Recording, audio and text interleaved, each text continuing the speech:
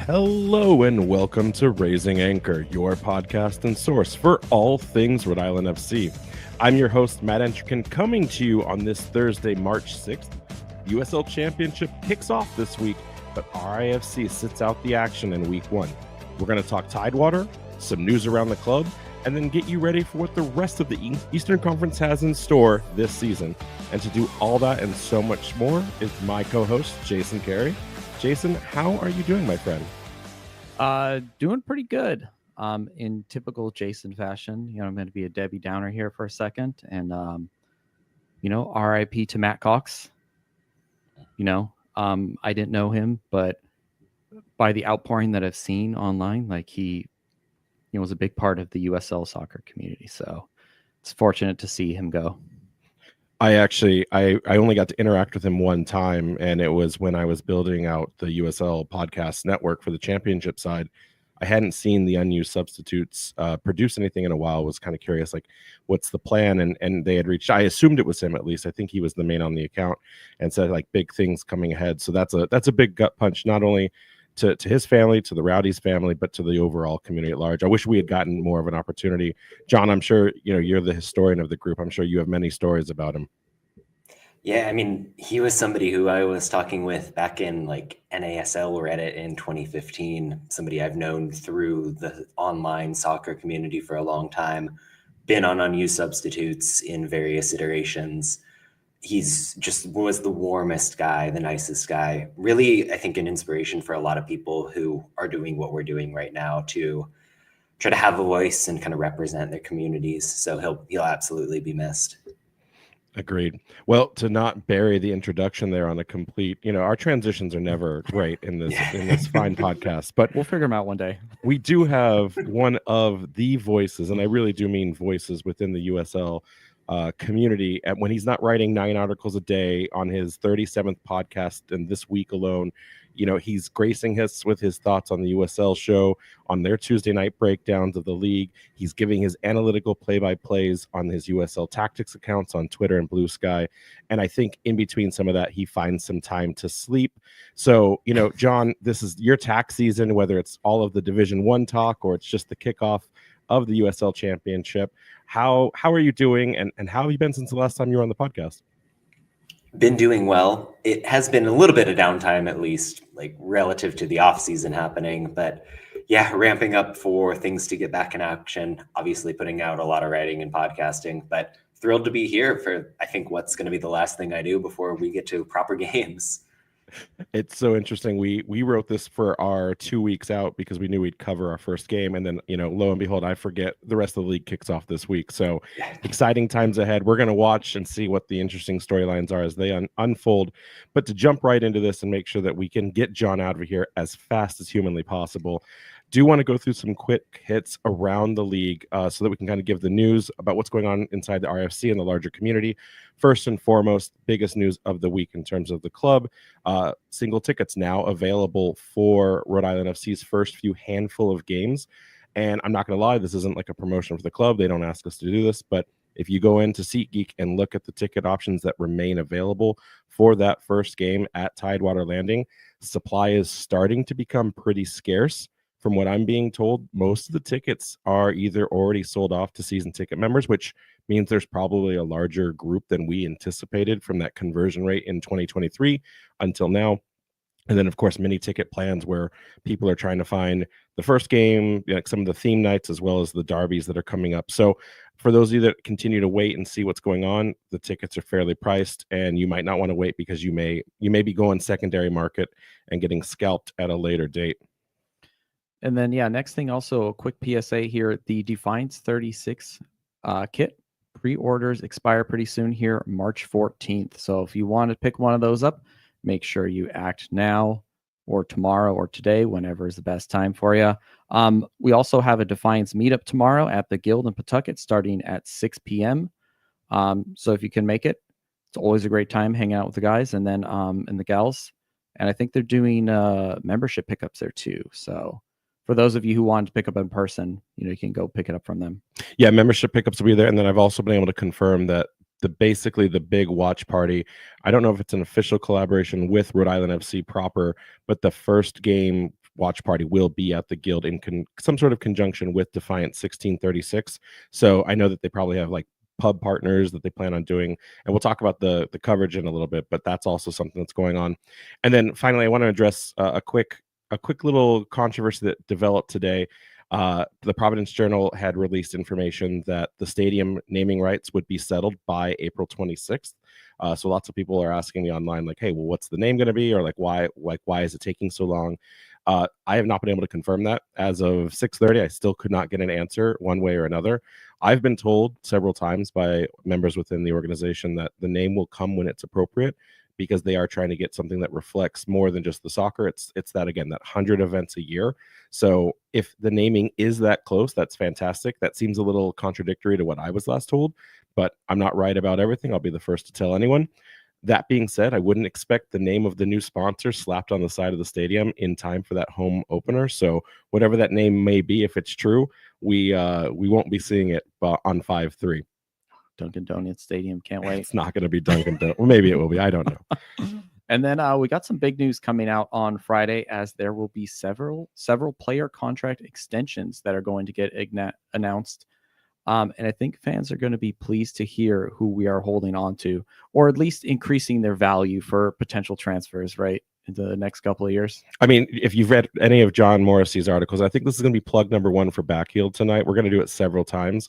John will be the first to tell you that the pipeline, when we talk about resale value, that usually is what, John? That's going to Europe. That's going to other leagues afar. The even championship. To MLS, Louisville got what, $400K? But that's such the anomaly, right? Like the Winder deal is not what we normally see. John, I don't know, top of your head, how many have we seen make the move up to MLS in the last, let's say, 12 to 18 months? Is it far and few between?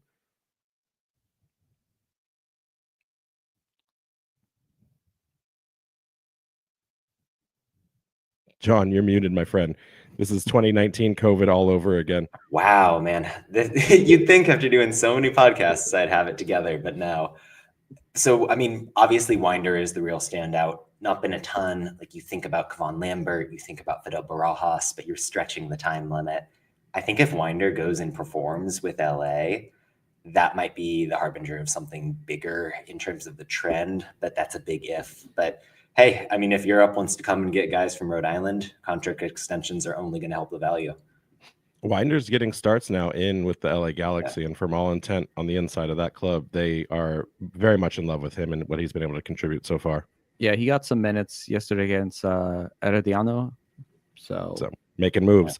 Yeah. And then finally, kind of moving on to the final bit of news here, RIFC began practicing this week in their home stadium at Tidewater Landing.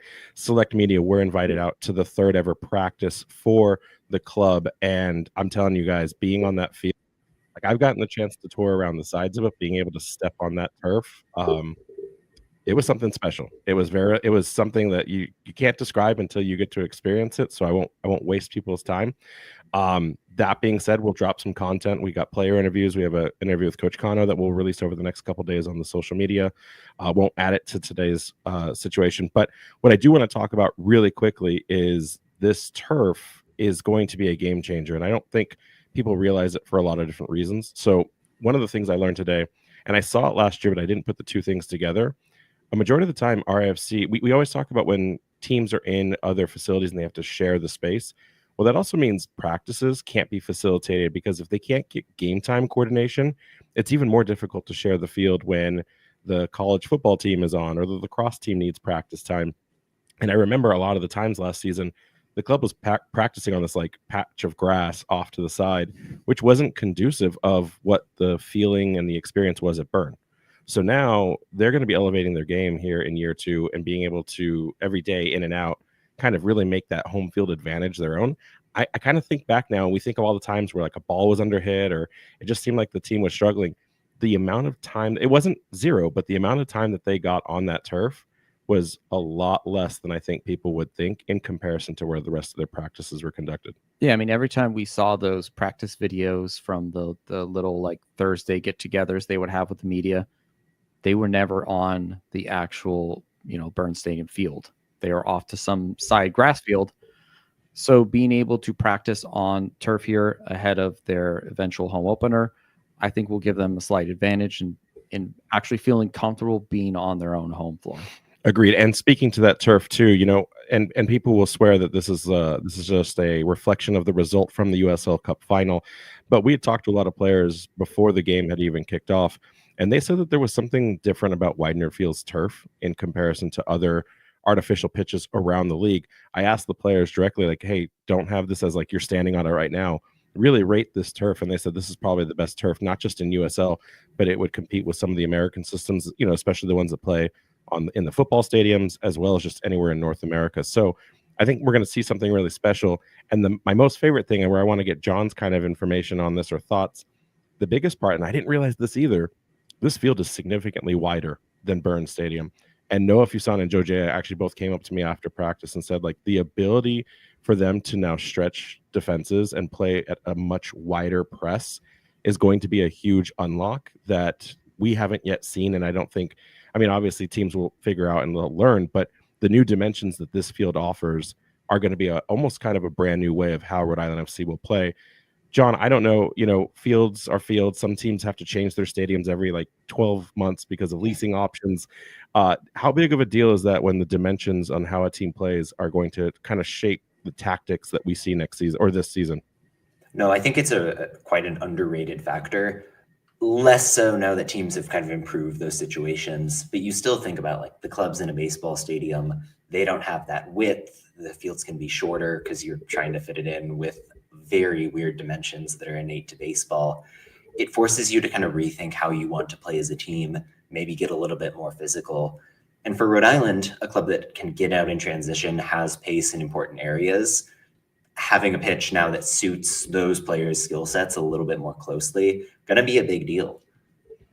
Absolutely. Every time I think about wide pitches, I remember that Champions League game a decade ago where Milan decided not to shave, cut the grass on the side of the fields against Arsenal. So good. It's crazy. And then finally, just in a little bit more of the news coming out of the day, we did find out and we're able to confirm that Ugo Bacharach will not be seeing the pitch anytime soon. He has been sidelined with an injury. Unclear at this time if it's something that he picked up after signing or if that was something inherent that we kind of as a club knew he was coming into our team with, maybe a pre-existing condition, maybe something that allowed us to kind of buy him on the cheap because Minnesota knew he'd be out of action for a while. Unclear at that time, but what it does mean is that throw away all of your theories on how our back line is going to look, because I think we know we have to reset all of our expectations now. Yeah, at this point, I think we know that then Frank is going to play. And before we were kind of pondering, well, which center back is going to sit on the sideline? Well, maybe we kind of have a better idea of how we're going to line up, at least for the beginning of the season. Oh, wait, but there's more, because in addition to Ugo's injury, I did see Grant Stoneman not dressed today. When asked, he is on the mend. Coach Cano said that he was day-to-day and could be available for selection in the game next week against Charleston. But most interestingly, with no Ugo and no Grant, we're now extremely thin on that back line, especially with my Morris Duggan so they're all conspiracy locked in. hat. Well, yeah, but so if I were to ask you, so John, this could be a little fun exercise. He has the notes, everyone, so he may look like a genius. Who knows here? But if I were to ask you who would fill in, who would be your immediate, looking at this team's depth, who would have been your go-to to fill in as a third on that back three with those two players out? Precedent-wise, I would have told you Clay Holstad, right? He's the guy who quite often, especially on the right side, was doing that last year. And I would have completely agreed. It was the ability for him to drop back, bring in some additional versatility in the midfield, or put more people into the front. But we saw actually Zach Harivo in the right center back position with Clay actually out on right wing back in kind of some of their practice training today. Wow. So it was interesting to see. They looked very good. I'll say that it didn't look like they were out of sorts in any way, shape, or form. I asked Zach after the practice and said, what's with the right center back? You had your highest goal scoring year as an almost attacking midfielder. And he said, I've played center back before. I was a center back signed for Birmingham. I was a center back signed into the Rowdy system. So it's not a position he wants to play, especially when he can, be in the attack. But it's something he's more than capable of doing. So Kano just channeling his inner Guardiola and just saying fullbacks, just put midfielders there. It's fine. Right. Exactly. So I thought it was interesting. You can tell that even despite maybe some early pieces being off the board, it doesn't seem like this team is hurting in any way, shape, or form. And I will also say, though, and I mean this in all sincerity, Maxi Rodriguez is the real deal. He is already integrated well. He's already taking a step up in his leadership of the team, even though he is technically, the new guy. And his ability to move the team up and down the pitch, it really will be an X factor, which you can learn all about when you read John Morrissey's Backfield article about the impact of Maxi Rodriguez. There we go. All right, let's move on. Let's get to the other big piece of news that happened last week around some broadcast news. Yeah, so the USL has announced 3 games will be on the big CBS this season, 2 regular season games and the USL Cup final. Rhode Island FC's derby against Hartford Athletic will be televised on July 19th at Tidewater Landing for the 3rd edition of El Clamico. John, thoughts on El Clamico? I know that as a man of football class, the Louisville, Indianapolis Proximity Association football contest is big on your tier list. But how do you feel about El Clamico? It seems that the fans have kind of adopted this at this point. I mean, I love it. I think it's immediately, if not the best rivalry name in the league, it's certainly in the conversation. We don't have enough named rivalries, frankly, and especially losing Southern Harm between Birmingham and Memphis. But I think I'm always entertained by the riffs on El Clasico, to tell you the truth, and this feels like the most locally relevant, awesome version possible. So yeah, I hope it catches on. I'm going to keep using it. Everyone, please do the same. Not want El Clamico, but I do want to ask a question. This being one of the 2 games that ended up on the CBS broadcast, it seems like it's a statement by the league. It's trying to capture the recent electricity and spirit of the rivalry. We saw the rogue fireworks go off in the stands last season. These 2 teams, for whatever reason, hate each other out the gate. And then, you look at USL's one's team of Hearts of Pine, and we're all handshakes and lovey-dovey with each other. We want you to succeed, but it's just this bad rap that Connecticut gets. I did talk with USL Championship President Jeremy Allenbaugh last season about the decision-making process that went into the games that got elected for last year's broadcast package. And without missing a beat, he was very, very instant in his comments that they were looking to only put forth product, specifically venues, that would showcase the league at its highest level, and that those would be the only ones in consideration. We saw some lopsidedness last season on which teams would make the cut into the broadcast packages and which kind of got left by the wayside. Looking at this in combination with the future Division 1 strategy, what does this say if you're an owner of of a club that's kind of, not getting the looks it needs to get? No, I mean, I feel like I at least have talked ad nauseum about the stadium requirements that are innate to the Division 1 rules set out by U.S. Soccer. Those are important. They are a kick in the butt for owners to get on the same page in terms of that infrastructure, that stadium project. But I think that's something that the USL was really trying to push even before D1 was announced. You've seen clubs across the board. Anybody with a real sense of ambition is trying to do this. It's become important in the expansion process as well, where you're very unlikely to get into the league in the first place if you don't have something concrete going on. Like you said, we've seen the clubs, those Colorado Springses with Widener, Lou City with Lynn Family Stadium. They're the ones who are getting the games on ESPN2, on the CBS networks, because it looks better. No offense to the Birmingham Legion, seeing 3,000 people in a 47,000 seat college football stadium isn't an advertisement for the USL in the same way. So I think it's a lot of factors that come together to make the stadium that much more important. I agree. I don't know what that will mean for the championship as it continues to try to grow. Obviously, each year USL works through its negotiation deal with CBS and other partners. In addition to the CBS game, Rhode Island FC will also have an additional match at Tidewater for that reason too, broadcasted on ESPN2 against Western Conference runner-ups, the Las Vegas Lights, which will land on October 5th here in Pawtucket at 5 p.m. Some listeners did ask, hey, ESPN2 is great. I think everyone hates the sports network Golazo because they can't find the games legally if you miss it live. But a lot of our local listeners did ask, hey, will Nesson still be a part of the broadcast? So I went and made sure, I went out and to confirm that today. And I was able to confirm that Nesson, in some protocol, will be broadcasting the games. I'm not sure yet if it will be our Nesson Prime or if it will be more Nesson Plus. But there will be that option. And then in addition to that, some interesting news got let slip today by WPRI, which they've since edited the article. But like once it's out there in the internet, it's there. But the My RITV will also be hosting some games at the local level.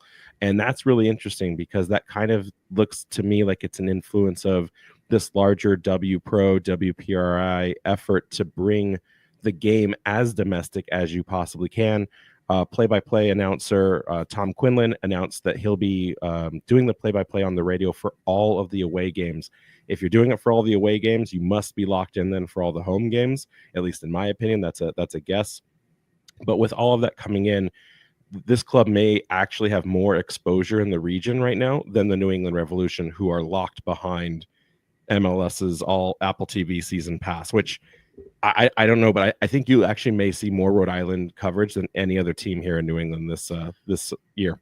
Yeah, you look at that deal and start to think the way USL is trying to go local and get on actual television, and wonder if that's really going to long-term work out for MLS. I don't know. Hashtag not an MLS podcast though.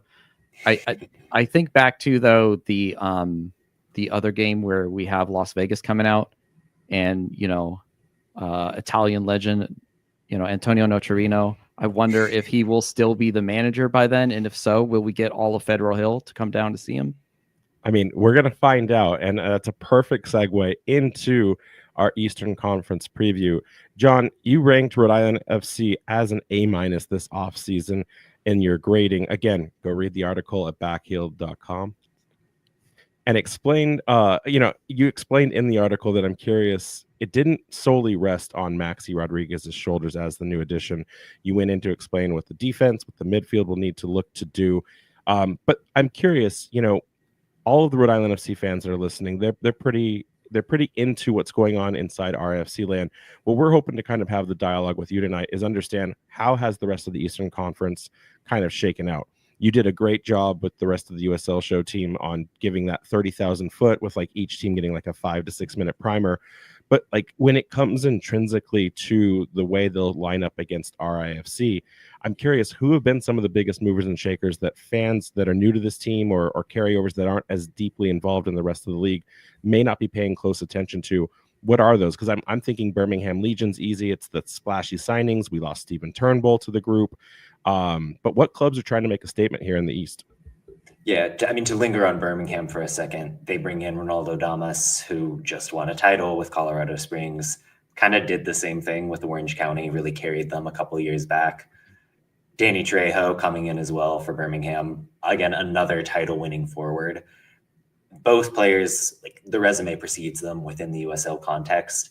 It is a bit of a stylistic question where Birmingham has been a little bit too conservative in the past. Can they change that? But on talent alone, they've leveled up in a really meaningful way. Charleston, kind of the same boat. I think people looked at that team and thought, okay, Nick Marcanic is going over to Spain. How are they going to reload? Cal Jennings is the lead name here. More goals than anybody since 2020. An unbelievably good striker. Gives them the flexibility to go with two strikers at once if they want to do that, which wasn't in their back pocket last season. I'm also looking at Nanan Husu coming into that midfield. Somebody who fans may be a little bit less familiar with, given that he was out west with New Mexico. For my taste, one of the 2 or 3 best pure defensive midfielders in the league. Going to be a great partner for Aaron Malloy. So a team that Rhode Island, of course, bested when it mattered last season, getting stronger where it counts. Personally, I think if I'm looking at another club that's really improved in the East, North Carolina stands out. Most of the moves seem like they're around the edges on first glance, like a couple center backs coming in just to add depth and maybe mix into the starting rotation, a new wing back with some experience in the French first tier. But it's Pedro Dolabella that really stands out. Led Union Omaha to a title in League One last year. He can play really anywhere from the number 9 to an attacking mid. I think he might play as like this central midfielder box-to-box type. Omaha tended to use him defensively when they were out of possession, but then let him step forward and do whatever he wanted on the ball. It was a similar system, so I think North Carolina could use him the same way. He feels like somebody who's built for the championship. So, I mean, what I've done is by accident recap the teams I think are the top 4 if you throw in Rhode Island. But there's a reason. Like, those are the clubs that have made a really big impact this winter. And then when we look at the rest of the East, what teams are kind of leaving you with more questions? I mean, the easy one is always Miami, especially when they change the entire team. But there anyone else maybe that fans should be looking at that maybe are going to struggle this year? Hartford is a question for me, and I know that's probably music to the listeners' ears on this one. But when you have a goalkeeper like Hanan Himero, who was the real reason they were in the playoff mix, and then he just kind of disappears in mid-February, that's a really bad sign. Like, there's no two ways about it. That's something that destabilizes you. Yes, they went out and got Anthony Siaha, who's done the job in the USL. But hey, can he lift a team? Can he elevate a club into the playoff mix? Probably not for my taste. A couple decent additions around the edges for Hartford. But for a team that wasn't that great to begin with, it feels like a lot of the East kind of took steps past them. I'm curious, one of the hardest teams for us to qualify last season was Loudoun. I deleted your rankings, but I know where you had them. Loudoun, is it a team that's positioned to make a move, or are they going to unsteadily creep towards whatever it is that they'll land in when it comes time for the final standings at the end of the season? They had a really weird offseason. They've signed one senior player. Like, they just didn't add new faces to the mix. Whereas every other club in the league was very active, took real strides forward. There was an argument to make that there may not have been a less lucky club last season. Like, the XG, the underlying numbers loved what Loudoun was doing.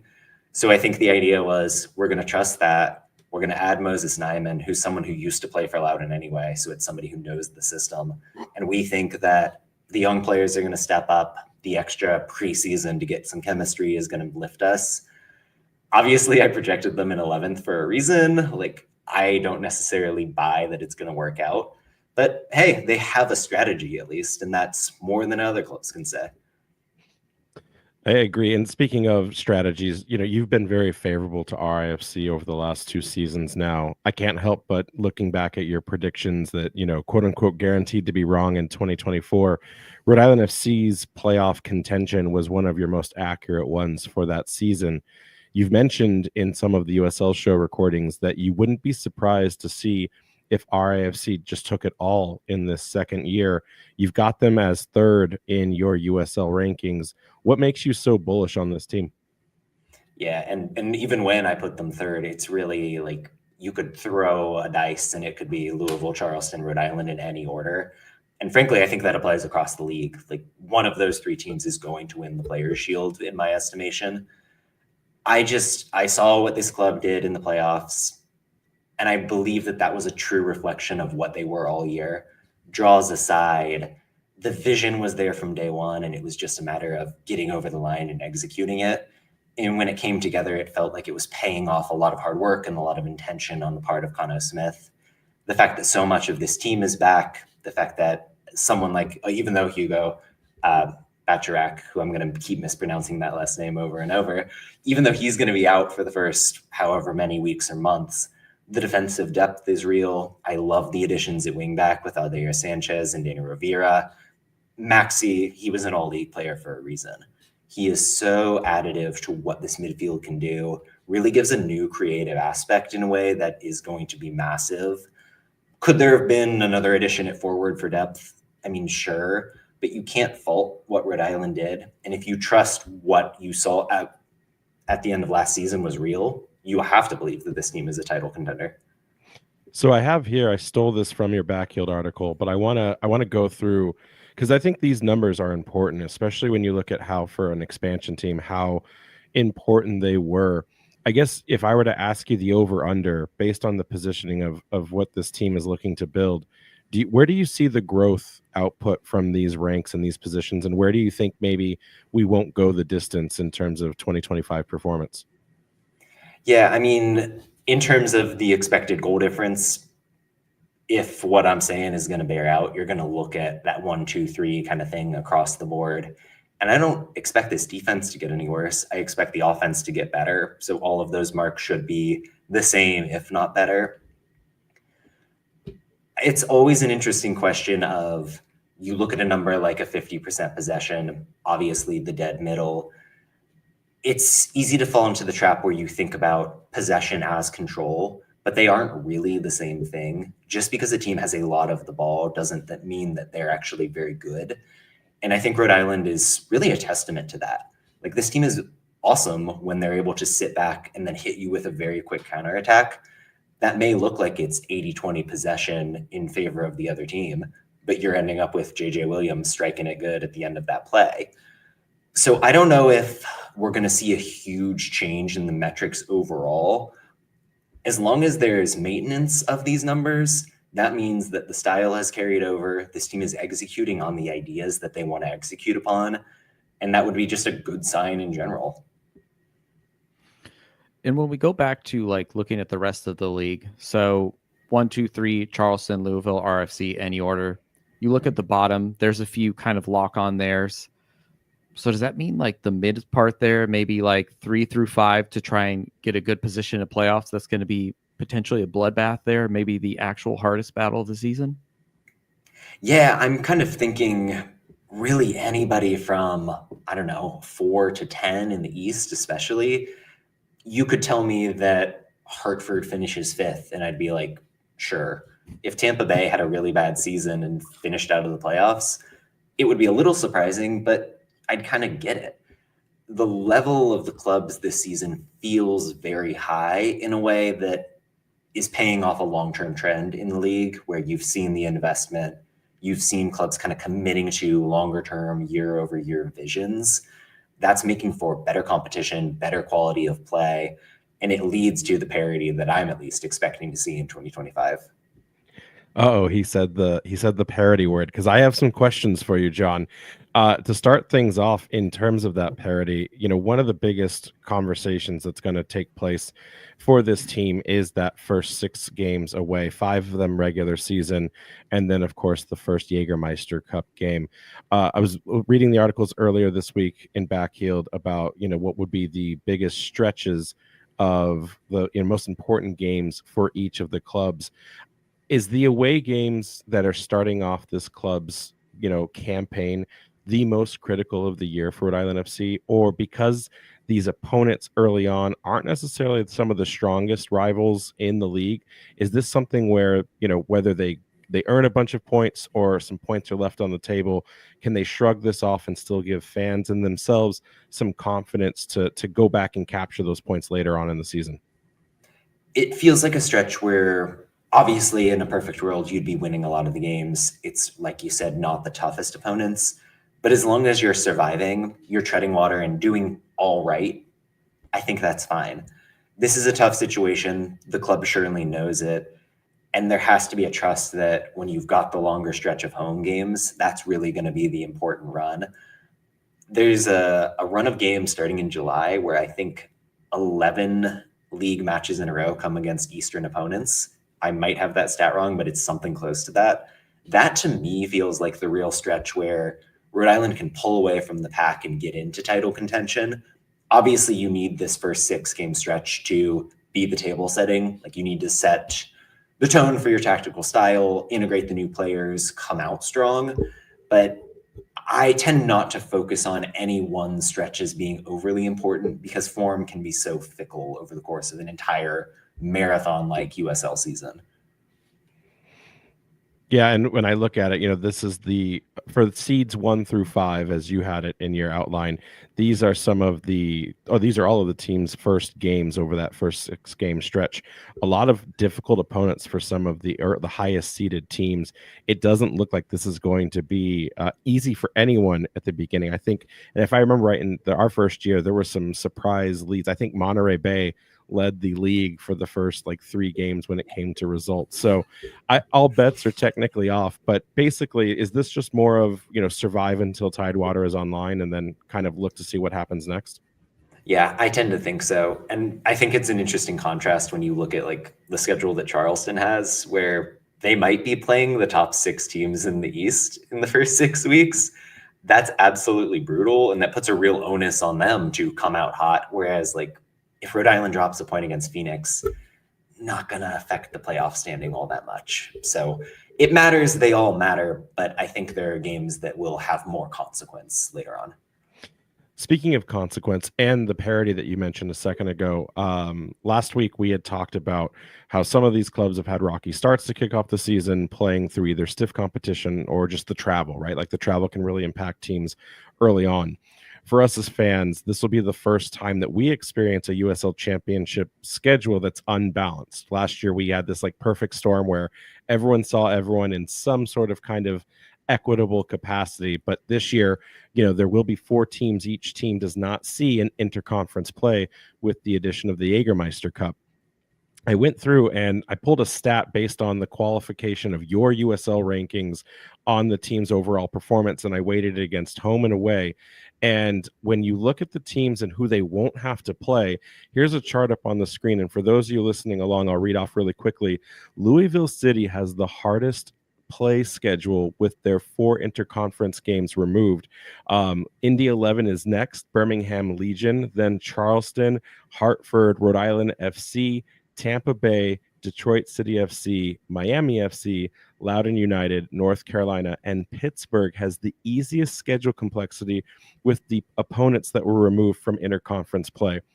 John, I want to ask, is there anything to this, or is the USL so unpredictable that we don't need to more deeply examine schedule parity when it comes to this new kind of structure?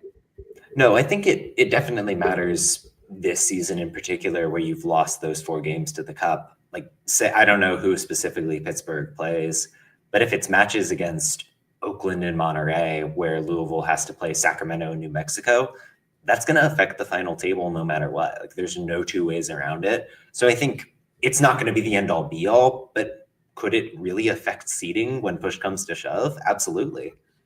Yeah, so Indy and Louisville both have the most difficult alignments. Lou City has to play Sacramento, Orange County, and Colorado Springs all away, and then they get Lexington for the single derby that they're going to want to kick off home. Meanwhile, Indy 11, they have to play again all 4 of those same teams, Sacramento and Orange County away, Colorado Springs home, and then Lexington away for their version of the derby. Meanwhile, Pittsburgh, they only have to play Orange County and Colorado Springs, and they get one of those at home. So they definitely are benefiting from some schedule ease when it comes to who at least predicted to be out there in the in that West lineup. Jason, we've seen this before in the MLS. We're now here talking about USL. We've complained at length that that's something that league needed to get their hands on. Do we need to avoid the hypocrisy here and say, like, do we need to make a demand for conference parity? I mean, there's already the whole Premier thing coming up, so I'm not too concerned about it right now. Maybe when you get to some, pyramid system, ProRel, then then you can achieve actual league parity when it matters. Until then, the points are all made up and nothing matters. I love it. Yeah. Just get to the playoffs and then it's all there. And so when we look at last season, it took RIFC a while to kind of get some traction in early 2024, but over time they kind of built speed, and it's kind of like that boulder effect. After a while, we hit maximum velocity until the altitude made us crash out. So right? we had to go uphill into the Rockies. So, when other teams now have some footage on us, some experience of who they actually are, John, do you think that's going to recalibrate how teams will approach us? Absolutely. And when you talk to people around the league, they'll always tell you when you're playing the club that won the conference, the club that won the title, that matters. Like, clubs are going to come at you with a little bit of a different intensity. And especially compared to a season where you were the new kid on the block, the expansion club, I think subconsciously or not, there's a tendency to view that as an easier match. And obviously by about midseason, people realized, oh, wait, Rhode Island's really like a team that we have to respect. But there is that niggling effect of just the mental game of it. It's impossible to avoid. And it'll absolutely be the opposite. Rhode Island comes in as one of the favorites in the league, a team that made the splashy move with Maxey, one that everybody is going to come with a chip on their shoulder and say, if we want to contend in the East, we got to beat Rhode Island and we're going to bring our A game.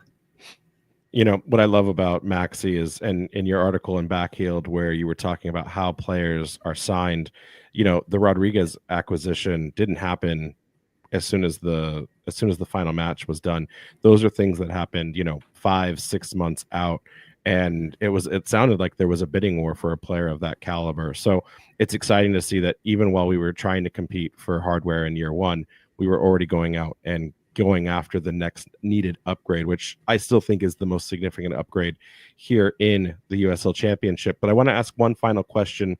We flipped a coin. It was either talk about ProRel or ask you about the forced rankings between Hartford and Rhode Island FC, since it is the local rivalry. You know, I know that people want to talk pyramid all the time, but we can save that for another podcast. You did give Hartford a D+ rating. You talked about the just tremendously damaging last minute departure of Ribeiro a minute ago. It seems like, and I'm going to step aside from for a second because I don't even want to be caught up in the bias of this, but it seems like a massive gap is building between these two teams. Do you seem to think that this is something that will widen over the course of time, or because there's so much significance in this derby and how it's being built that these two teams will always show up big on the day? I definitely think there is that kind of equalizing effect that you get from the rivalry game, but it's hard when you're making up a big deficit like that. Hartford has proven over the course of a couple of years that they just haven't had whatever that special sauce is when they've built their team. I really do respect Brendan Burke. I think he knows what he's doing both on the sideline and in that technical director, sporting director role. I like a handful of the moves that they've made. Like, again, it wouldn't surprise me to see them be competitive, but Rhode Island has come in and immediately established themselves as one of the maybe 3 or 4 best run clubs in the league without question. And Hartford is far away from that level. I think that's a differentiator. It'll still be a tight game because it always is. That's what you want out of a rivalry like El Clamaco. But yeah, like there is a difference, and I'm not going to come here and deny that. So moving on, I do want to talk about the individual teams. You know, we kind of kicked things off there with the Hartford, but I want to talk about some of the other storylines that are here and how to break down some of the expectations. Starting with the positives, you know, there's 3 teams that come to mind last season that Rhode Island FC just kind of ate their lunch. They didn't seem to be anything more than a stop sign on their way to the USL Cup final.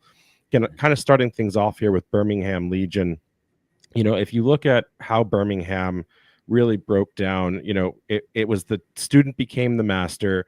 Tommy Sohn taught everything Kano needed to learn, and then he ran off with it. But it's unclear to me if it was Kano knowing the strategies and tactics of Tommy Sohn, or a dysfunctional Birmingham Legion, or something maybe that was both.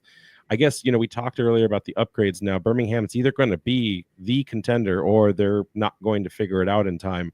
Does Sohn have the pieces he needs to perfect whatever version of Tommy Ball exists, or will we be seeing something new and more dynamic with what Birmingham will bring this season? For me, I think you have to see something more dynamic. The way that Sohn played was so often this kind of sit at mid-block, let the game come to you, don't really try to impose yourself. That never set Birmingham up for success.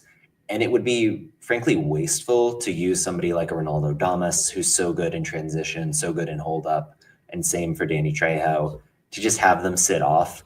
So I think that Tommy Ball kind of has to evolve heading into 2025. It's still quite distinct stylistically from what Kano Smith is doing with Rhode Island, which I think was interesting to note for most of last year as well, how progressive Kano was by comparison. But yeah, I think it'll be a tougher matchup, both given the new talent that Birmingham has on show and the fact that I expect this team to come out with a little bit more grit from week to week. Tommy ball's fun, but I feel like I want to call it zone soccer, but I don't think that'll catch on. But we move on to Louisville. RIFC really had their number. Both away wins against them held them to a scoreless draw at home. What does Danny Cruz have to do to like prepare and kind of figure out RIFC going forward? I think the thing that set Louisville apart against every other team that wasn't Rhode Island was their ability to pin you in the final third, keep possession in dangerous areas, and not concede on the counterattack. And Rhode Island was able to unlock them, get on the break, open up the game, and undermine what Cruz wanted to do in the press. Lou City's biggest addition for me in that sense was Kevon Lambert into the midfield. Somebody who's done it for Phoenix Rising, spent last year on loan with San Antonio, a very talented defense first player that I think can be a stopper in those situations. Obviously, you still need to break Rhode Island down in the final third, which is not an easy task. But I think that Cruz now has a little bit more of the mix he needs to balance out what Rhode Island does best. It's going to be a chess match no matter what. I expect both of these coaches have an ace up their sleeve at some point for when they end up meeting this season. But yeah, Lou City should be better prepared at a bare minimum. For Lou, I mean, there were the Supporter Shield winners last season. They broke the points record. Is it more of, don't change what worked, and when we get to RIFC, we'll deal with it differently in those particular instances? Because I can't imagine we may live in Cruz's head rent free on game day, but I can't imagine you couldn't say that Lou's system was broken in any way, shape, or form. No, and they've gone from strength to strength roster-wise. Yes, they sold Wilson Harris, but there's a reason they paid an inter-USL record to get Philip Goodrum. He's going to come in and replace that production. I talked about Lambert, but adding Zach Duncan from Memphis, kind of a very Winder-esque player in terms of his profile in the midfield. I don't think the system will look all that different. And they're getting Brian Ownby back from injury, one of their best players for years on end. So it would be bold to say they're going to look even better after how good they were last season, but this roster is every bit as strong. And then lastly, we've got Miami FC here. Goals galore. Yeah, goals galore. Yeah. So they've traded lots of young Italians for a bunch of young Argentinians and sprinkle in a little bit of 2014 Portland Timbers or something like that. So is this going to be another train wreck, or maybe do we need to take this team a little more seriously? There was about a week over the winter where I'm like, is Miami actually going to be good? And then they kept signing players. They brought back most of their back line, which gave up more than 80 goals, I want to say. That's not good, guys. This team, I don't know if they're going to be able to score. They don't really have a goal scorer. Sebastian Blanco is the best creator. He's 36. Every Portland Timbers fan would tell you he couldn't walk 3 years ago. I just don't know. Maybe they're going to surprise me. I would love for Miami to be competitive. I would not bet money on it. This is the last year at Mr. Worldwide Stadium, right? Yeah, they're trying to move up to Homestead, Florida, I guess. Yeah, but it's not Mr. Worldwide though. Here's the real question. Here's the real question. Before we found out about Johnny Rodriguez, who did you have that would have been the better team between Nocerino's Las Vegas Lights and whatever Miami FC was trying to become? I think the Lights are sneaky okay. I think Miami has the chance to be a dumpster fire again. We'll be there for it. So those are the teams that we went through to see how they would kind of understand and how they would respond. But now we have to take the good with the bad, or the bad with the good. And let's talk about the teams that, maybe we didn't have answers for in our first season. Starting off here with Pittsburgh, we went 0-1-1 with them. The total goal production was 2 goals for Pittsburgh. We did not find a way to score against Pittsburgh and Bob Lilly. Say what you want, but Lilly ball works. We talked about it last year. It's as traditional soccer as American Pie. We knew that this was going to be something that happened, and despite the fact that we poached their former Golden Boot and Mark Ibarra, We couldn't find anything to punch through. We couldn't get an answer. I personally think that game, the 2-0 loss away to Pittsburgh, was probably the only game of the year where Kano got out-coached by another coach, not just the talent on the field. John, is Pittsburgh going to be Rhode Island FC's biggest pressure test of the regular season? I think I think the answer is yes, and I think it's because Pittsburgh plays honestly a pretty similar system to what Kano tries to run in terms of pinning you back, pressing you, running the back three. I actually ended up, I think, putting Pittsburgh 5th in my backfield rankings, maybe 6th. This is going to be a strong team, but the defense is a slight question right now. They lost Pat Hogan going to Indy. Obviously, Rivera is gone.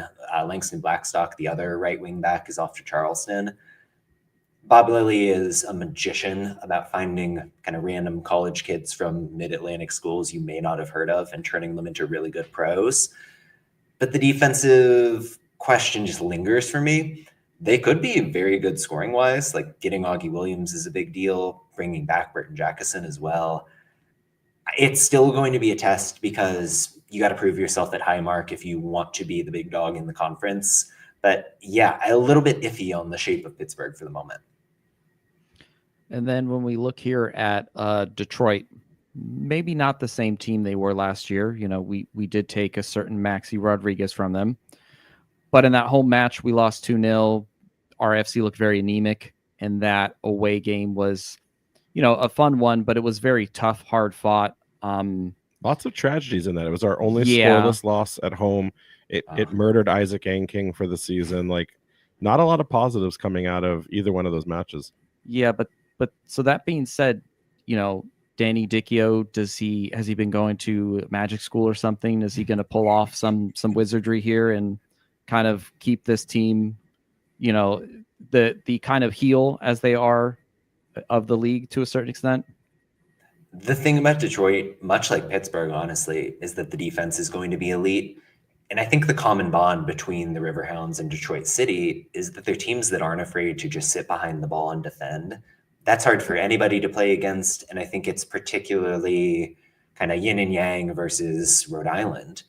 And that's going to stay the case for LaRouge heading into 2025. The midfield without Maxi, it's a huge question mark. They brought in guys who just straight up aren't at that level. Players with potential, like Jay Chapman, was fine in the USL. Marcelo Polisi kind of hasn't played soccer in a year, so that one's weirder to me, but whatever, go off, Canadian King. I don't know, man. Detroit is another team where they could finish 6th, and I'd be like, sure, I could see them in 11th, and it wouldn't shock me either. But again, tough to break down, gonna have to grind out a result no matter what. With Maxi's addition, is it like the unstoppable force versus the immovable object then? Do we just need to, like, can Maxi by himself break apart whatever Detroit's going to try to become? Because he was such the journeyman for that team that, like, if anyone, he's got the blueprint to what Dicchio and what before Dicchio got there, what they were doing. No, absolutely. And kind of given the shape of this forward line looks, it's good, like it's going to be a little bit less defensively sound, less effective in the press. If they're allowing Maxi to find those pockets, get the touches he wants, and really facilitate, going to be a tough day at Keyworth. So then the third one that we want to talk about and cover at length, it's the team that we usually call you in for the match day previews, but Indy 11, we went 1-1-1 with them across regular season and postseason. Didn't do favorably against them in the regular season, getting a loss at home, a bit of a suspicious loss. It was our midweek game where we were stacked with the Derby, and I think we had a Detroit before that. So it was kind of like a throwaway where we put in a lot of the B squad in rotation. But then there was our home game on July 5th, and it was probably the best game of the season when it came to just the climax and entertainment of it. So, I look at these two teams, they battle hard. I think Indy was the biggest pressure test in the postseason. I don't think another team other than, of course, Colorado Springs really put RIFC to task when it came to advancing up the Eastern Conference. What does Indy have in store? What have they been up to, and how do they look to kind of continue this? I think is one of the best outside of Hartford competitive rivalries that has started to blossom here in the Eastern Conference. Yeah, no, I mean, a fun little bit of chippiness whenever these teams got together last year. And that's going to remain the case. Like Sean McCauley doubled down on the formula that worked for at least part of last season. I think Indy's big struggle was they had an enormously awesome summer, made the run in the Open Cup, and then just lost that momentum entirely in the fall. So they got a lot deeper. They've added a ton of players with pro experience, gives them more options when they need that refresh. I think the big addition to watch is Bruno Rendon at right wing back. That was the one spot for Indy where you could genuinely say they are below par at the league level. Rendon, I believe, was the defender of the year in League One last season, won a trophy with Northern Colorado, incredibly good on the overlap, incredibly athletic, knows when to be responsible defensively. He represents a real upgrade for this team, and I think he might have all league potential. There is something about Indy where I don't know if they have a plan B. They're very direct, and that's kind of it. Like if they aren't winning the knockdowns, if they can't get the possession where they want it, there tend to be defensive issues. The aggressiveness of the back line, it often harms them more than it helps them. This is also me as someone who comes from Indianapolis and has seen this team be kind of bad for about 5-6 years, where I'm just pessimistic. Like I don't think Indy is ever going to do it because that's what I've seen. Most people are higher on this team than I am, but yeah, gonna be doubtful. It's okay. You'll always have that corn cob kit. I'll never let you forget. Love that It's a kit. beaut. So moving out real fast to the West, because I know this is an Eastern Conference preview, but there are a couple of unanswered questions that we didn't get to see a full answering to in the Eastern Conference regular season last year. You know, before we get into the three that are on the screen, I do want to also just kind of put an asterisk. Luckily, there's two teams we will not see that had our card last year in Orange County, who is favored heavily in the USL rankings. And then, of course, USL Cup champions Colo Spigs, who not only bested us in the final, but also did the exact same thing to us earlier in that regular season. Getting into the teams, though, that we will be facing, the first one here, Sacramento Republic. Interesting, they have to return to Rhode Island for a second bout. That was pretty interesting to see that they didn't get the opposite schedule swing. They're now under legendary head coach Neil Collins. That's a mostly intact squad. Should we expect another tough-fought match in as them favored as the number one out of the West? Could this be a showcase for a potential USL Cup final? I think it really could be. Certainly a matchup that would be fun to see, kind of both teams running the back three, lots of star creators, whether you think about Fuson on the Rhode Island side or Rodrigo Lopez for Sacramento. But yeah, with Neil Collins in the mix, I don't expect the formula to change a whole lot, but he's got a different voice. He brings a little bit more of a sound defensive aspect where Briggs was willing to accept a little bit more risk in that system. But yeah, I put Sacramento number one for a reason. I think this team is going to be very good. And then when we move on here to Phoenix Rising, they did hand RIFC their first loss at home, that 3-1. That third goal coming like very, very late. I think after that was the indirect free kick game, wasn't it? Yeah, we threw it away after we missed the penalty. We went for broken. Yeah, that we kind of lost our heads there a bit. That wasn't particularly a great game. That being said, Phoenix is now under new management. That we shouldn't discredit that, though. I mean, we saw what Kano can do in the first year. But so how does the squad look now? Have they improved compared to their 2024 team? That's a great debate right now. I would tell you not really. I think they've recruited a lot of players with a lot of upside from MLS Next Pro, and I don't really think it's going to come together as they intend. Now, Pamunuka, the manager who they brought in, highly successful in the Canadian Premiership, has developmental experience coaching North Texas in Next Pro. This team just feels a little bit young from what I've been hearing in terms of whispers of how they want to play. I think their lineup is going to be very wonky from the start, and they're going to be forced to change it up. I don't think they really have a finisher. If there's any injuries in the back line, that's going to be a disaster. So I'm piling up the negative reasons here. I'm probably a little bit too harsh with Phoenix, but I think there's a lot of ways this season could go wrong for them. I mean, it wasn't too long ago that we saw them lift the trophy. I mean, in similar sense, last year, San Antonio wasn't good or wasn't great. It's been a few years since they had won the trophy. Is it just difficult for teams to really kind of continue on that progress into the next season once you win the cup, as it will be? You're just kind of got to dismantle the team and rebuild from there. I think the interesting thing with the Phoenix team that won the title, they only finished in like 6th place in the league, and they got hot at the right time. And take nothing away, like they won the playoffs fair and square, but that puts a halo around a team that maybe wasn't even that great to begin with. And then you lose your 2 best forwards, which is what that team did. Naturally, the regression was going to come. San Antonio is another one where they kept most of the talent around, but their style was so physically demanding. The injuries just kept piling up. Their core got older.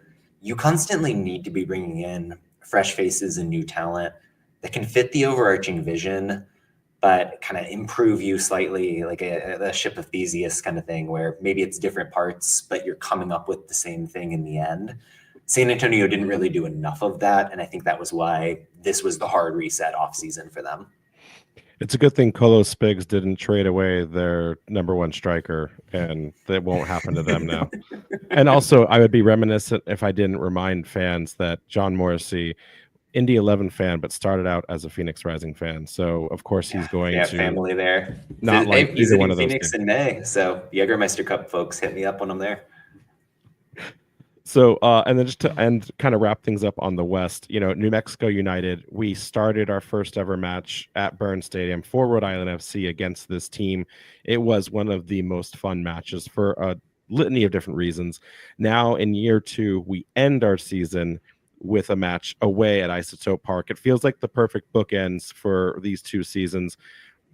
John, this team may not quite be the same. They have Sanchez now, but moving pieces have occurred for them. How pivotal could this game be? The most pivotal game to define the table standings and the season storylines at large? I think that it's going to be an important game. I was always a little bit skeptical of New Mexico last season. There was a lot of 1-goal wins, late stoppage time winners for them. They're certainly going to be good, but I think I would point to any of the matches against maybe Louisville or Charleston as kind of those bellwethers, or even the CBS match against Hartford, depending on the result. But of course, you always want to prove yourself against a team like New Mexico as well, where you kind of have that history. It was that first game last season. I think that means something. And I mean, hey, they could end up being a real contender. I've got nothing but respect for Dennis Sanchez. I think he's going to go from strength to strength there. They're going to be solid. Jose Batista is going to have to do a buyout clause and bring him back to Vegas halfway through the season. It was in the contract. All right, well, let's move on to the final storyline so that John can get out of here and finally put podcasts behind him. The major internal RIFC storylines. John, we want to start with what's the first one we want to hit him with? I mean, we've already talked about him a lot, but the Maxi signing, the Maxi factor, how critical is he going to be for RFC this season? If you think about Rhode Island last season, strong in almost every way, I wouldn't tell you they had a midfielder who could kind of drop near the back line, sit in, and pick out passes progressively upfield, breaking lines of an opposing defense consistently. Certainly, I think everybody who played in the midfield had flashes of that. Maxi brings that to the table in spades, but then he's able to follow it up. He's making those late runs toward the box. He's providing a goal-scoring threat, can be a set-piece guy if you need that. He's such a complete player, somebody who brings the work rate as well in an offensive sense. He feels like he does everything that Rhode Island needs in the midfield while also adding a new aspect. There's a reason he was an all-league player, and I think he ultimately could end up being the biggest signing of the entire winter. Speaking of signings and just retention overall, I was fascinated in your Backheeled article to discover that the retention rates have increased year over year throughout the USL. I actually remember last year when we talked that you had referenced that Monterey Bay FC was probably one of the first clubs to, in an expansion year, bring as many players in to their second year of operation. Obviously, that's not working too well for them over there, but it doesn't help me it does help me, think that, looking at this team, we're bringing back over 70% of the entire team, over 85% of the starters, which were really only lost to one to a trade internally, and then a loan recall. I guess asking you, is this a reason for fans to be excited, especially considering RIFC is outperforming retention rates right now? Or, should we level set our expectations here in year 2? No, I think it's a real bellwether for success, especially when you think about the finish to last season. Increasingly, clubs are trying to keep their cores together. And when you think about, I don't know, Lou City, when they had that 9-10 year run of always making the conference final, it was because they kept a consistent group of players year over year. Rhode Island is following that path to success. So I think it bodes nothing but well for 2025. And, when you think about it too, we said it earlier, but with 2 to potentially 3 additional players being announced for signing extensions tomorrow, it only just kind of further reinforces that. Yeah. And so when it comes to goal contributions here, we tend to see either like them being front loaded or kind of to share the wealth, spread them around. Last year was kind of more of the latter. So with the addition of Maxi being on board, do you think we can see a difference of this in terms of a handful of players making runs for the Golden Boot, or are we going to kind of keep that towards one person there maybe? Yeah, it feels like maybe more of a one-person thing just because of how this team plays. I think about Lou City somewhat similarly, where like Wilson Harris was the star. He only got 12 to 14 goals, which is an awesome return, but it's not really Golden Boot status. When you share the wealth like Rhode Island does, you're much more likely to get the Noah Fuson leading the league in assists. And I think he's going to be in that mix again, if we're being honest. Like, I would not be surprised to see him once more get that title. Do you think even with the addition of Maxi that like they couldn't be competing all the way down the final stretch? I think Maxi is a little bit less of that like final third string puller. He's got a scoring mentality, and that's not to say he's not incisive. But if I'm looking for one player on this team who is the guy with the final ball, it's Noah. That tracks. And, I think speaking of, though, in the additions, looking at the loss lines, I'm kind of quietly suspicious to see if this is going to be a bigger storyline, especially through the first string of games. But is the Duggan loss back to Minnesota, does it need to be a larger story than what we're kind of floating it as at the time being? I looked not just at his Minnesota United performances in these first 2 games in the MLS, but I looked back. He started with us as a sub in El Clamico, the second game. And from there, the team only lost 2 games. One of them is when Duggan didn't play. Only 7 goals were allowed in the stretch of games where Morris was with us. We only allowed 11 regular season games, 11 regular season goals versus the other 34 that we let in the remainder of the season. We had 4 clean sheets, or let's call it what it is, scoreless opportunities against opponents. We only had that 4 other times in the rest of the season. For all intent and purpose, Morris Duggan may have been the X factor, and we just got so focused on where the goals were coming from. Is this something that we're going to quickly see could really impact Rhode Island FC's ability to be a contender? It's obviously a huge loss when you've got somebody who's comfortable playing on the left, is so stellar defensively. He's one of those center backs who often was easy to miss because he was just always in position. You're going to need Hugo, whenever he's healthy, to come good in that spot. Obviously, Nodarse can fill the role, and that's why you've gone and got Danny Rivera to go play right wing back. Somebody's going to need to step up. I'm kind of hyped about Cole Dewhurst coming off the bench, if we're being honest. Very good advanced numbers coming out of the NCAA. So will he be a day one starter? Probably not. Could he be a contributor? Quite possibly. If not this year, at some point in the future. The pieces are in place for this team to patch over Duggan, but I think that's the one area where if you want to nitpick with the offseason, filling that spot probably is the issue. And when we look at last season, RIFC kind of crashed out there against Charlotte Independence. Didn't get too far in the Open Cup, but now with the addition of the Jaeger Cup, there's now 3 competitions going throughout the season. So when it comes to this still being, for all intents and purposes, still a young team in terms of their franchise, should RIFC be prioritizing all 3 of these competitions, or like where should their focuses lie in the second year? Do we have the depth, John? My soft answer is yes. I think this midfield is quite deep. I just listed off like 5 different defenders who I think are pretty good. The talent is there, and the Jägermeister Cup is scheduled for you to be able to play your best guys. Like, it's coming in at the weekends. It's essentially replacing league games. Could it potentially lead to a little bit of fixture heaviness down the stretch if you do advance? Sure. But I think Rhode Island has enough players, has enough depth, hopefully will have established themselves solidly enough in the table that they can afford to go all out if they want to. And if you can get a trophy, you do it. Like, every club, every coach in the league is wired to try to get that. So I'm expecting to see a pretty all out approach to all 3 competitions.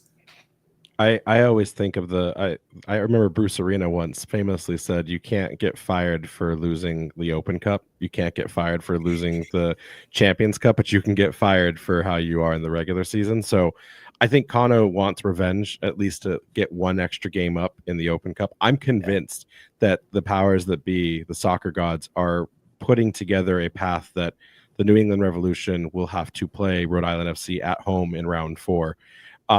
But other than that, like I know Kano has told me on the record that, you know, he'll take every game seriously. He's not going to like throw the towel in. I'm just curious if like what that starting lineup will look like, because it can add up. It's 40 games already. That can quickly spiral into a lot of additional minutes on legs, and especially if we suddenly have a health concern, a string of injuries, then it's like quietly like, oh, like what do we do next? But I'm going to ask a simple question. This is basically a yes or no.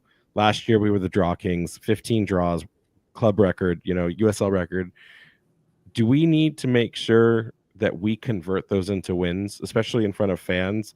Or could we see a successful season if we also got a string of draws? Like, I think here at the beginning, 6 away games, if they were all draws, would we suddenly be ringing the 5-alarm fire bell?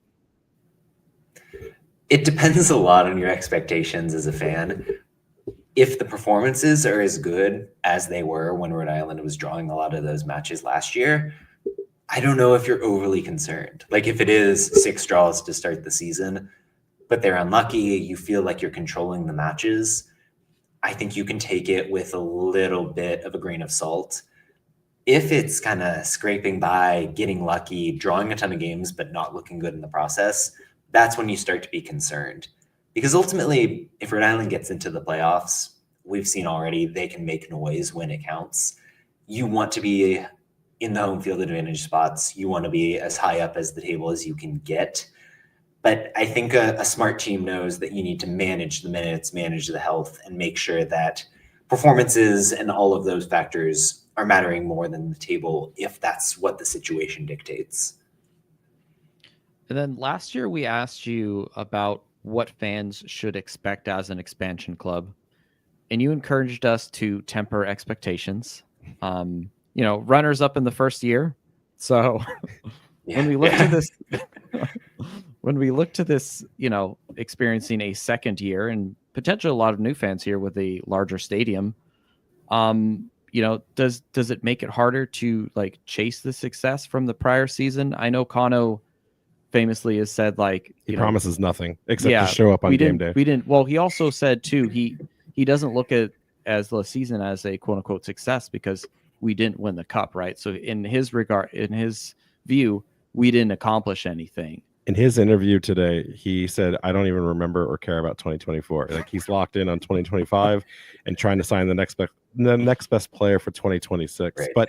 But I mean, in all honesty though, like, John, you did tell all of our fans that, hey, you're not going to do anything. You're going to pull a Hartford and don't have any kind of hope or dreams. We've now flown as close to the sun as we possibly could. What would you tell a fan coming into USL? Maybe they're a new fan to RIFC. Maybe they're an existing one. Like, we kind of mentioned it earlier, it's really hard for these teams to move on and keep a continuously winning group together.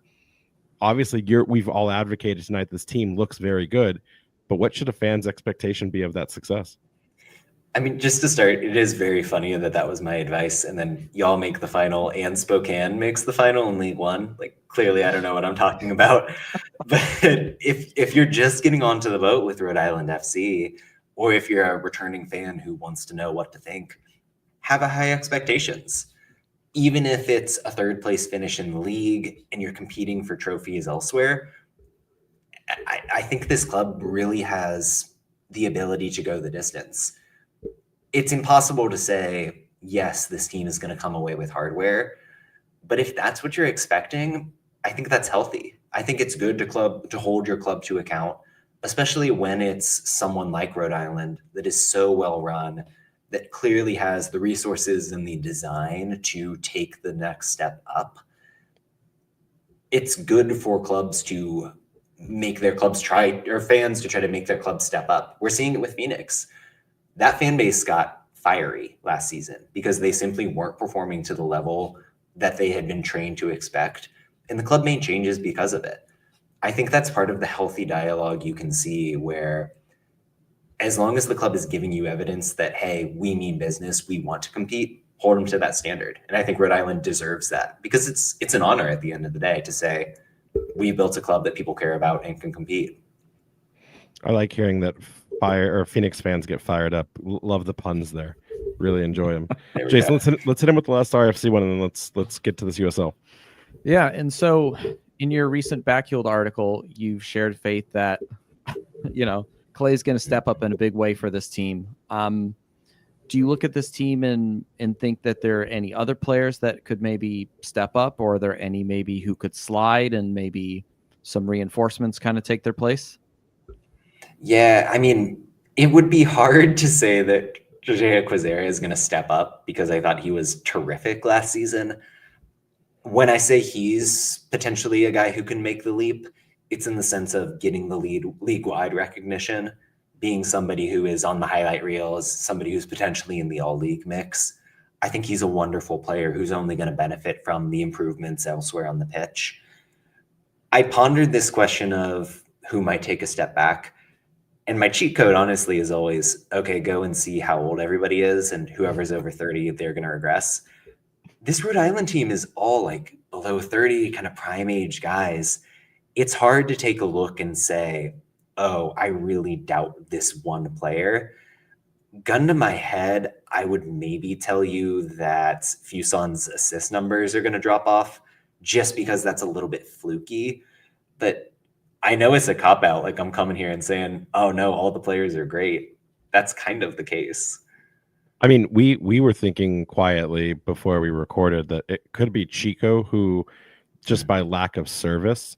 Sure. But in the last episode we did, we ran his numbers, and we were both surprised. We completely forgot that he had entered double-digit goal scoring, and he did that from a servicing from the bench, right? So Golden Boot to super sub, added some assists to his game too, which he wasn't known for in the past. Right. So like, I don't even think he'll be impacted by it, depending on how this squad is built on the game day roster, and then what those depth pieces, that those days off will look like. It is hard right now, and so that's why we were curious. I'm glad you don't have the answer, because we couldn't figure it out either. So yeah.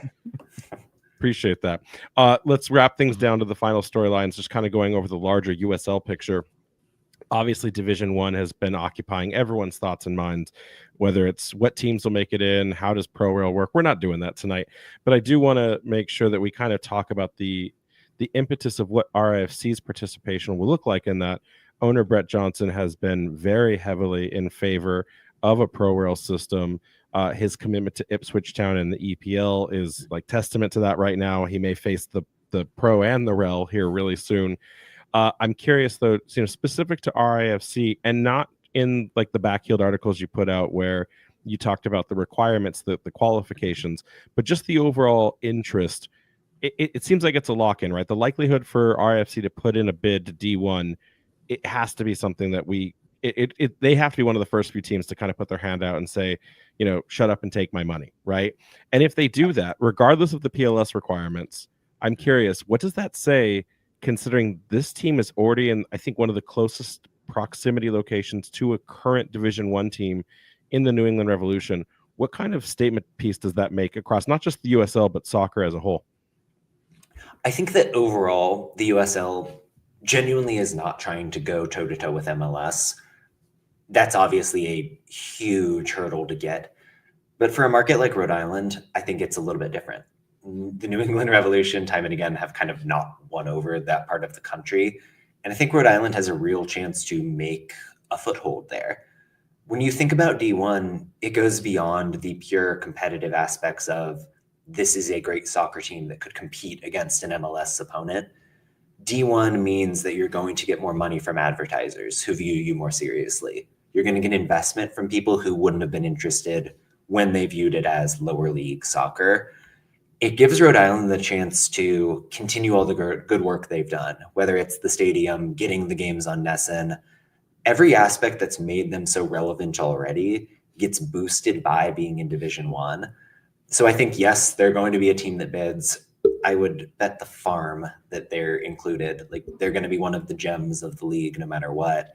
And they've got a real chance to be at the vanguard of what the USL is trying to do in this next phase.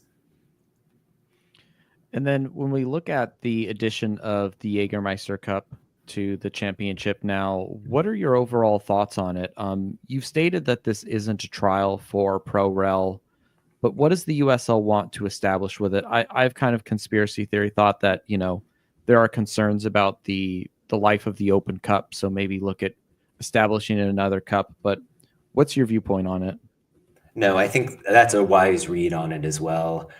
And you mentioned the whole not a trial balloon thing. I was able to talk to Jeremy Allenbaugh, and who we mentioned earlier, and Leo Neal, who runs League One, very much talking about, we think it's valuable to have our clubs competing against one another. We think that it adds a real aspect of intrigue to the season that, let's face it, can be a little bit long, like 34 weeks unbroken in the league. What if we bring in a different opponent, add the regional aspect that maybe lets some fans travel? That could be interesting.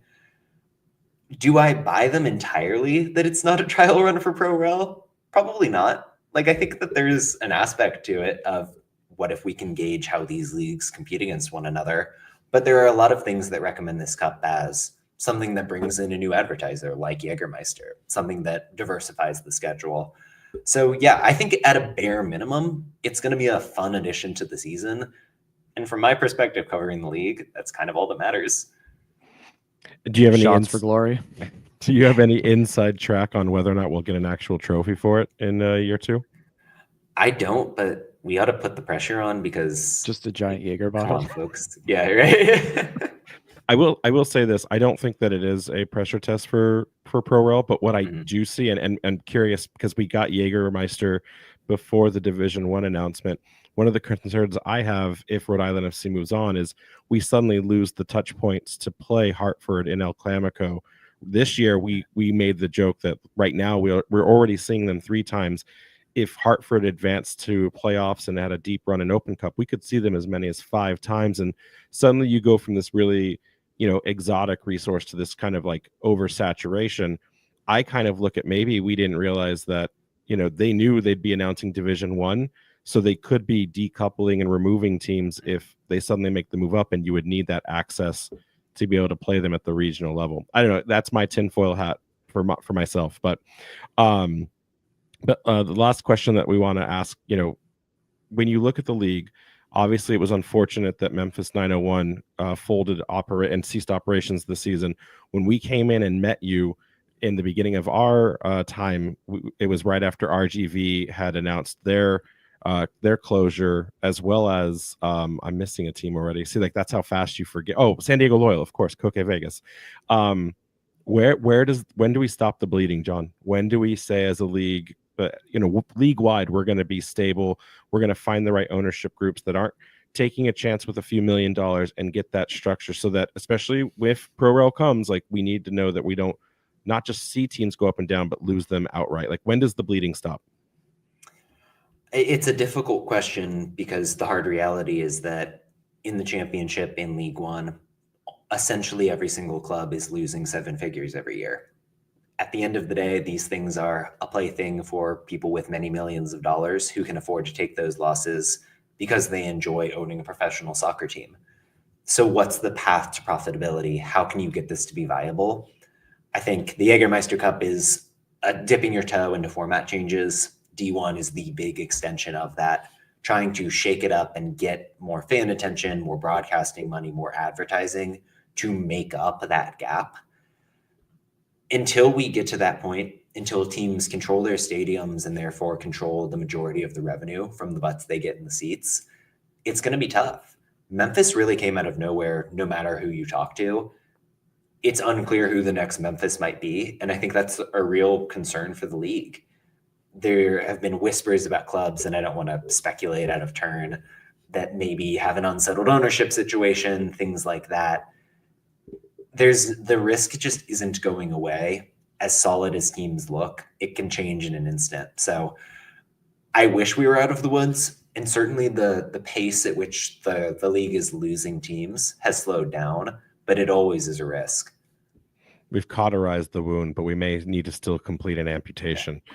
I would be curious your thoughts then, if we entered everyone in at League One and they had to hold out for when that pro rel happens, or they have a clause that, if it doesn't work, like they can advance when certain conditions like stadium and performance is met. Like, is that the right answer? Is we need to stop allowing teams to enter at a higher level without all of those things needed to really have their club excel?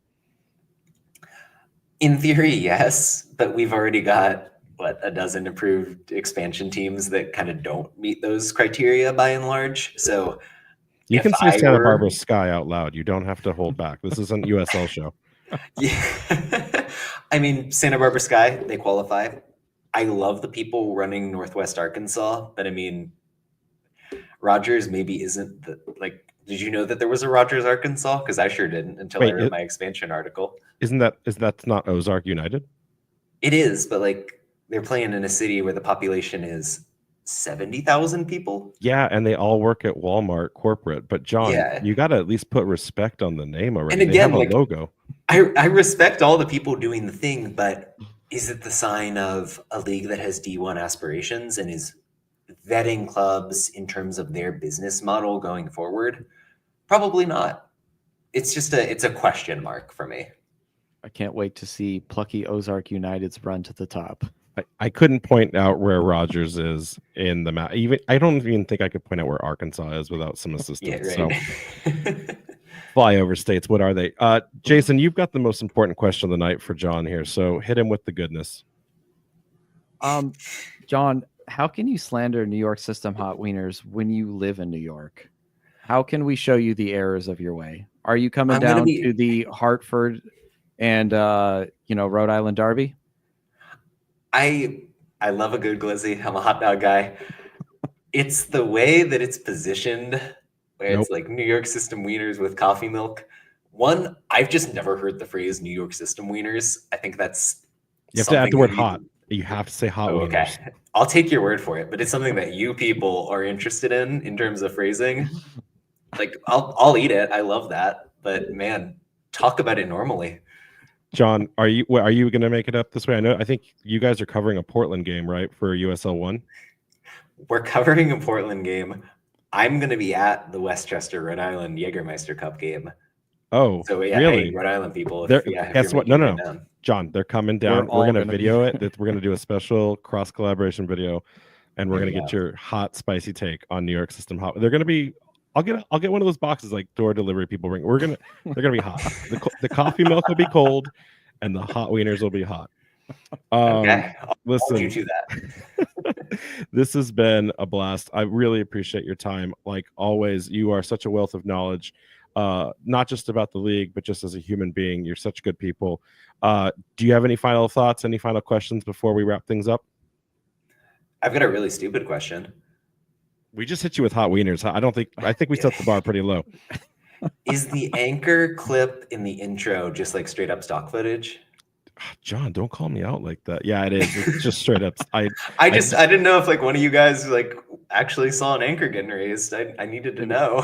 We do constantly make jokes about buying a boat and then just taking it up the Seekonk River to watch the game, but we haven't got there yet. We're still struggling with server costs. Yeah. The podcast life is not for the faint of wallet. So, but I'll tell you what, if I ever get a boat, I will record one in person to replace the AI stock image that I have there. That is a promise from us to you. Change I want to see in the world. Jason, any final thoughts? Any final comments? No, always a great time hanging out with John. Let's wrap it up. John, where can listeners find you and your many many places for work, including Backheeled. Yeah, I mean, Backheeled, I'll plug it from the top.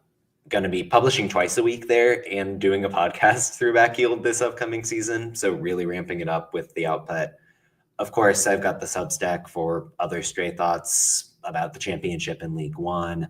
The USL show, highly recommend. I think we do a great job of covering the breadth of everything USL related, championship and beyond. And anytime I'm doing anything, whether it's my own work, appearing on a podcast like this, I'm posting it online, whether Twitter or Blue Sky. So yeah, check that out at USL Tactics. Yeah, and I just to plug Backheeled again one last time, I cannot help but remind people that are participating in the subscription for the Blazing Musket. They are now officially affiliates and partners.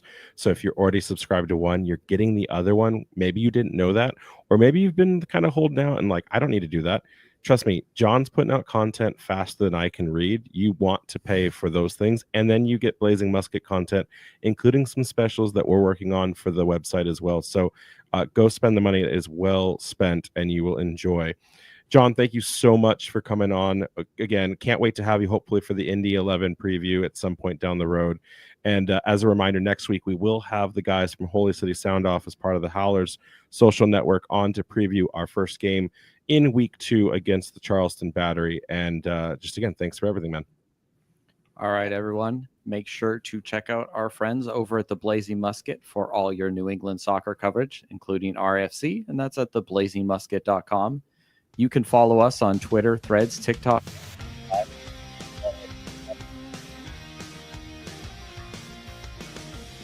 RaisingAnchorPodcast.com. Anchor's up, buddy. Anchor's up, guys.